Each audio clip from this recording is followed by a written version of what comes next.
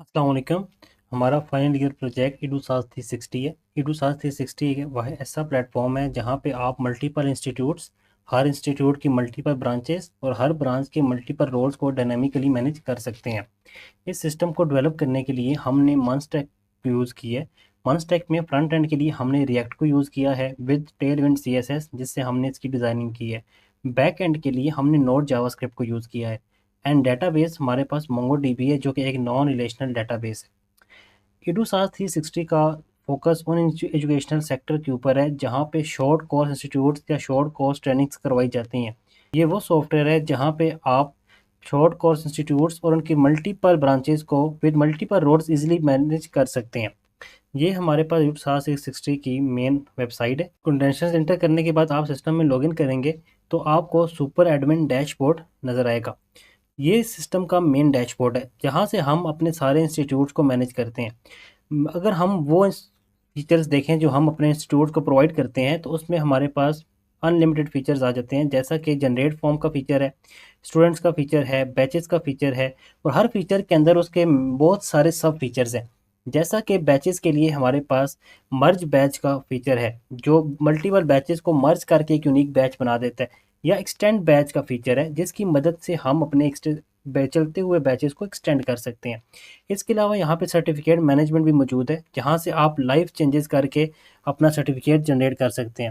Same हमारे पास courses के लिए कोर्स ट्रांजिशन का ऑप्शन है जहाँ पे आप एक बच्चे को एक कोर्स से दूसरे कोर्स में इजीली शिफ्ट कर सकते हैं। बस और फीचर भी हैं जैसा कि इंस्ट्रक्टर्स का है, टाइम टेबल का है, टीचर्स का है, अटेंडेंस का है, हॉल्स का है, इंस्टीट्यूट्स एंड ब्रांचेस हमारा कोर फीचर है सिस्टम का, फी मैनेजमेंट का फीचर है। फी मैनेजमेंट में हम बहुत सारी चीज़ों को हैंडल कर रहे हैं जैसा कि सबमिट फ़ी, जनरेट फ़ी वाउचर, पोस्टेड वाउचर, एडवांस। इसके अलावा हमारे पास इन्वेंट्री मैनेजमेंट का मॉड्यूल है जिसमें हमारे पास बहुत सारे सब टास्क हैं जिसके थ्रू हम अपनी सारी इंस्टीट्यूट की इन्वेंट्री मैनेज कर सकते हैं। सेम हमारे पास ऑफिस अकाउंटिंग है। ऑफिस अकाउंटिंग के अंदर single entry system, double entry system, जिसके थ्रू हम अपने चार्ट ऑफ अकाउंट्स को मैच करते हैं, बैलेंस करते हैं, और जो हमारी रिपोर्ट्स होती हैं जनरल लेजर की, जिस तरह हमारे पास इनकम स्टेटमेंट है या बैलेंस शीट है, वो हम यहाँ से देख सकते हैं। इसके साथ ही ह्यूमन रिसोर्स का मॉड्यूल है जहाँ पे हम सैलरी के टेम्पलेट्स बना सकते हैं और टीचर्स को नई सैलरी असाइन कर सकते हैं, या उनकी सैलरी पे कर सकते हैं, या उनकी अटेंडेंस या कोई शेड्यूल या टास्क जो है वो असाइन करना है किसी को, वो हम यहाँ से मैनेज कर सकते हैं। इसके अलावा हमारे पास डिटेल्ड रिपोर्ट्स का सेक्शन है जहाँ पे हम मेनली बहुत सारी रिपोर्ट्स को मैनेज कर रहे हैं, जैसे डिफॉल्टर स्टूडेंट की रिपोर्ट, अटेंडेंस की रिपोर्ट, अकाउंटिंग की रिपोर्ट, HR की रिपोर्ट्स, इन्वेंट्री की रिपोर्ट। मींस एक इंस्टीट्यूट में होने वाली हर चीज़ या हर टास्क की जो रिपोर्ट है वो सिस्टम के इस मॉड्यूल में आपको मिल जाती है। और जब नया इंस्टीट्यूट इसमें क्रिएट किया जाता है तो उसका प्रोसेस भी बहुत सिंपल है। आप इंस्टीट्यूट को क्रिएट करने के लिए क्रिएट इंस्टीट्यूट के फॉर्म में आते हैं। यहाँ पे आप सिर्फ सिस्टम का जो थीम है वो आप इंसर्ट करते हैं कि उस इंस्टीट्यूट का क्या थीम होगा। आप थीम इंटर करेंगे, उसका थीम और उसके फीचर्स के उस इंस्टीट्यूट को किस फीचर के साथ आपने डेवलप करना है। आप बताएंगे कि इसको हम बैचेस का मॉड्यूल दे रहे हैं, टीचर का दे रहे हैं, ये वाला नहीं दे रहे, तो इस तरह वो सिर्फ उन्हीं मॉड्यूल्स के ऊपर ऑपरेट करेगा और उसकी सब ब्रांचेस भी उन्हीं मॉड्यूल्स पे ऑपरेट करेंगी। आपने एक इंस्टीट्यूट क्रिएट किया, अब आप उस इंस्टीट्यूट की मल्टीपल ब्रांचेस बना सकते हैं। आप मैनेज ब्रांच पे आएंगे, ऐड ब्रांच पे आएंगे, यहाँ पे आप वो इंस्टीट्यूट सेलेक्ट करेंगे जिसकी आपने ब्रांच बनानी है और सिंपल उसकी डिटेल्स इंटर करेंगे, उसके लोगोज अपलोड करेंगे और फर्स्ट एडमिन की डिटेल्स इंटर करेंगे, तो आपकी ब्रांचेस, एक इंस्टीट्यूट की मल्टीपल ब्रांचेस आप इस तरह बना सकते हैं। और हर ब्रांच अपने डाटा के साथ, अपने लोगोस के साथ और अपने थीम के साथ काम करेगी। जैसे अगर मैं आपको कुछ इंस्टीट्यूट के डैशबोर्ड दिखा दूँ, तो जिस तरह ये हमारे पास एक इंस्टीट्यूट का डैशबोर्ड है जिसका थीम ग्रीन है और उसके कुछ सिलेक्टिव फीचर्स हैं, जबकि हमारे पास एक और इंस्टीट्यूट का डैशबोर्ड है जिसमें आप देख रहे हैं उसका थीम भी डिफरेंट है और उसके फीचर्स भी ज़्यादा हैं। तो ये सारी चीज़ें हम यहाँ से मैनेज कर सकते हैं। इसके अलावा हमारा अनदर मेन मॉड्यूल जो है वो रोल मैनेजमेंट है। हम हर इंस्टीट्यूट के जो रोल्स हैं वो अपने सिस्टम से मैनेज कर सकते हैं। मेन सिस्टम जो है किसी स्टैटिक रोल्स पे काम नहीं करता। हम यहाँ से इनको नए रोल्स बनाकर दे सकते हैं। नए रोल बनाने के लिए हम यहाँ सिंपल ऐड रोल पर क्लिक करेंगे, इंस्टीट्यूट सेलेक्ट करेंगे जिसको हमने वो रोल देना है, उसकी वो ब्रांच सेलेक्ट करेंगे, फिल्टर पे क्लिक करेंगे तो और इस तरह उस इंस्टीट्यूट के जो सिलेक्टेड फीचर्स हैं वो सारे आ जाएंगे। हम सिंपल सेलेक्ट करेंगे कि हमने ये वाला मॉड्यूल इस एडमिन को या इस रोल को देना है, वो सिर्फ इसको व्यू कर सकता है, इसको ऐड कर सकता है, इसको व्यू कर सकता है। तो इस तरह सेलेक्ट करके हम मल्टीपल रोल्स टीचर के लिए, स्टूडेंट के लिए, अकाउंटेंट के लिए, एडमिन के लिए, फाइनेंस के लिए यहाँ से बना सकते हैं। इसके अलावा सुपर एडमिन की जो अनदर फीचर है वो यूजर सिस्टम डैशबोर्ड है। इस डैशबोर्ड से हम अपने सिस्टम की सारी स्टैट्स को मॉनिटर कर सकते हैं कि हमारा सिस्टम जो है वो कहाँ पे लैग कर रहा है, उसकी कहाँ पे फीचर्स में इश्यूज आ गए हैं। ये सर्वर को मैनेज कर रहा है कितनी परसेंट मेमोरी यूज हो रही है, कितनी परसेंट प्रोसेसर जो है वर्किंग में है और कितनी स्टोरेज हमारे पास अवेलेबल है।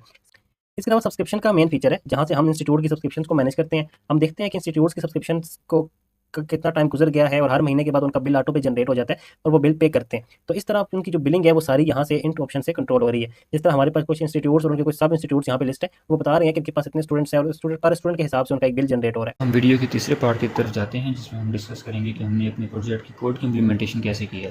बेसिकली इसमें दो फोल्डर्स हैं, बैक एंड और फ्रंट एंड। फ्रंट एंड में हमने रिएक्ट और टेलमेंट का यूज़ किया है जो कि फ्रंट एंड डिज़ाइन करने के लिए यूज़ हुई है। बेसिकली इसमें सबसे पहले SRC का फोल्डर है, उसमें कंपोनेंट्स का फोल्डर है। कंपोनेंट्स में हमारे पास काफ़ी सारे कंपोनेंट्स यूज़ हो रहे हैं। और सबसे पहले अगर हम बात करें तो क्रिएट ब्रांच का कंपोनेंट इसमें क्या हो रहा है, जो हमारा क्रिएट ब्रांच करने का कोड है ना वो हम इसमें यूज़ कर रहे हैं। इस तरह हमारे पास कंप्लीटेड बैचेस का कोड का कंपोनेंट बना हुआ है जो कि हम यूज़ कर रहे हैं। इस तरह और भी काफ़ी सारे कंपोनेंट्स हमारे प्रोजेक्ट में यूज़ हो रहे हैं। उसके बाद अगर हम बात करें कॉन्टैक्ट्स की, कॉन्टैक्ट्स में हमारे पास एक फ़ाइल है मेन contacts.jsx। इसमें होता क्या है बेसिकली कि जो हमारे पास मल्टीपल टाइम्स डाटा यूज़ हो रहा होता है या चेक हो रहा होता है, जैसे परमिशंस होती हैं तो हम वो इसमें लिखते हैं। जैसे कि हमारे प्रोजेक्ट में थीम या कलर वगैरह स्टोर होते हैं पहले डेटाबेस में जाके कि कौन से यूज़र ने क्या कलर स्टोर किया है, वो जाके चेक होता है। जब वापसी लॉगिन होता है तभी चेक होता है। सेम एज़ परमिशंस में जो कि मेन्यू आइटम्स में अगर आप देखें व्यू, ऐड, एडिट, डिलीट, ये सारी परमिशंस हैं। जब हम डायनामिक मॉड्यूल असाइन कर रहे होते हैं डिफरेंट इंस्टीट्यूट्स को तब हम ये एडिट, डिलीट की परमिशंस असाइन करते हैं और वो जब लॉगिन करते हैं तब ये परमिशन चेक होती हैं और उनको वो मॉड्यूल्स दिख जाते हैं। उसके बाद हम अगर वेबसाइट पेजेस की बात करें तो हमारे पास काफ़ी सारे पेजेस हैं और जैसे प्रोडक्ट हो गया, कॉन्टैक्ट अस हो गया। उसके बाद अगर हम बात करें अब अपने बैकएंड की, तो बैकएंड में हमने जो मॉडल फॉलो किया है वो मॉडल व्यू कंट्रोलर। इसमें क्या होता है कि अगर हम बात करें सबसे पहले राउट्स की, तो राउट्स क्या होते हैं। राउट्स बेसिकली हमें पाथ बताते हैं कि किस लिंक ने किस जगह ओपन होना है, किस जगह रिक्वेस्ट देनी है। अगर हम यहाँ बात करें सबसे पहले जनरेट फॉर्म की, तो ये जनरेट फॉर्म का फंक्शन है। अब ये फंक्शंस कहाँ लिखे जाते हैं, ये हमारे पास कंट्रोलर्स में लिखे जाते हैं। अब यहाँ देखा जाए तो काफ़ी सारे कंट्रोलर्स हैं हमारे पास। और उसके बाद अगर हम बात करें कि ये कंट्रोलर्स ये भी मैनेज करते हैं कि आपका डाटा किस तरह सेव हो रहा है, स्टोर हो रहा है, मैनेज हो रहा है, पीछे एडिट, अपडेट, डिलीट हो रहा है। जैसे यहाँ पर देखें find one branch institute dot sort, अब ये फैच करके ला रहा है हमारे पास ब्रांच के फॉर्म नंबर्स। तो ये फॉर्म काउंटर बेसिकली हमारे पास काउंटर.js ये हमारे पास मॉडल्स है। मॉडल्स क्या होते हैं, मॉडल्स बेसिकली हमारे पास जो डेटाबेस होता है उसमें हमारे पास स्कीमास होती हैं कि किस तरह हमारे पास डाटा स्टोर होगा, कौन सी वैल्यू किस एट्रीब्यूट में जाके स्टोर होगी। तो ये इस तरह हमारे पास जो है फॉर्म काउंटर की तरह काफ़ी सारे यहाँ मॉडल्स बने हुए हैं जो कि हमारे डिफरेंट रिक्वायरमेंट के हिसाब से हमने डिज़ाइन किए हुए हैं और वो उस हिसाब से जाके सेव करते हैं। उसके बाद अगर हम बात करें तो हमारे पास आ जाती हैं server.js। server.js बेसिकली हमारे पास एक मेन फाइल है कि जब हम इस पूरे प्रोजेक्ट को रन करते हैं तो हम server.js के थ्रू रन करते हैं और हमारी सारी जितनी मॉडल्स, राउट्स और ये सारे आपस में लिंक होके फाइनली इस server.js में रन होते हैं। उसके बाद जैसे अभी इंस्ट्रक्टर route.js है, ये भी हमने यहाँ पर अगर हम देख रहे हैं डिलीट इंस्ट्रक्टर, ये सब यहाँ से राउटर से कंट्रोलर में गया, कंट्रोलर से फिर हम आते हैं अपने server.js में जहाँ से ये कंट्रोल होता है। क्योंकि जब हम server.js की फ़ाइल को रन करते हैं तो ये रन होती है सेम एज इट इज़। जैसे अभी हम बैच मॉडल.js यूज़ हो रहा है, इसका भी ऐसे ही है कि इसका पीछे से किस तरह हमारा जो मॉडल है, किस तरह हमारा एट्रीब्यूट के साथ वैल्यू स्टोर होगी, ये हम यहाँ मैनेज करते हैं। फिर हम अगर बात करें यूटिलिटीज़ की, यूटिलिटीज़ में अब हमने DB कनेक्शन.js की बात की है जिसमें हम अपना कनेक्शन हमारा कैसे बिल्ड हो रहा है अपने प्रोजेक्ट का, तो हम वो देख रहे हैं। तो ये चेक करता है कि हमारा प्रोजेक्ट कनेक्टेड है कि नहीं है। जैसे कि ये नीचे मैसेज हो रहा है डाटा DB कनेक्टेड सक्सेसफुली, तो ये हमारे पास डिस्प्ले कराता है कनेक्शन को।